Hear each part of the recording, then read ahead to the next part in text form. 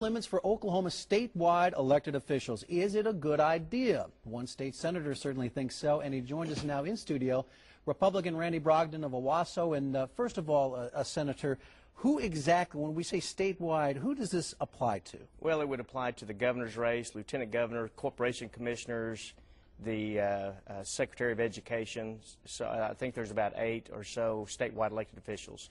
And just to be clear, senators and representatives already have term limits in place, right. We correct? had 12 years, and that was passed by the people back in the early 90s, and it actually kicked in 1994, I believe. Okay, so term limits, a pretty popular idea. What seems to be the holdup here? Well, as it turned out, it became a partisan issue, and I think it became a partisan issue mainly because most of the statewide elected officials are held by Democrats, and some of them have been there for 15, 20 years, and you know, there are good arguments and good debates on both sides of the issue, but I come from the philosophy that I believe in limited government, and the best way to have efficient limited government is to have term-limited politicians. Well, okay, now this made it through the House and made it through the Senate, right. And I know it got to a vote that was a tie, 23-23, and then the Lieutenant Governor, Jerry Evans, elected not to break that tie. Now, was that...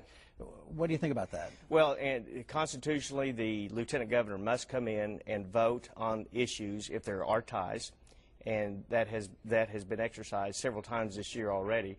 But I think actually Lieutenant Governor Askins did the right thing because her office would be affected by this bill. So she probably did the right thing, and I actually anticipated that.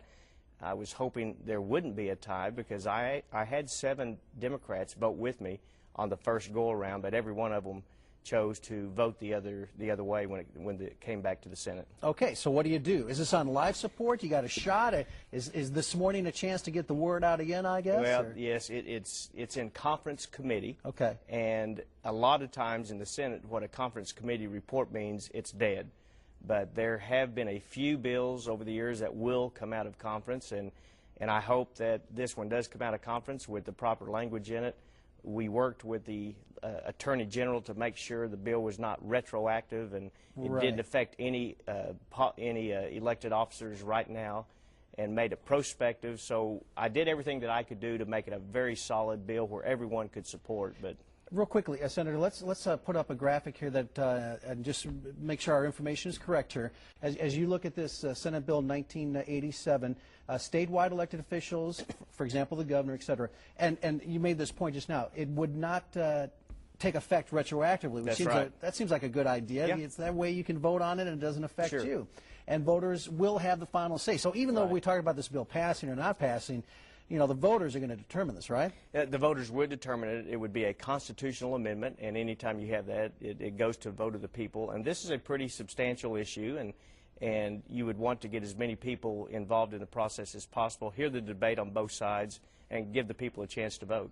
Okay, well, we appreciate you coming in this bet. morning and learning more about this, and we'll see how it goes from here. All right, thank you. Stay in touch, okay? You bet. Thank you. Senator Randy Brogdon, thank you.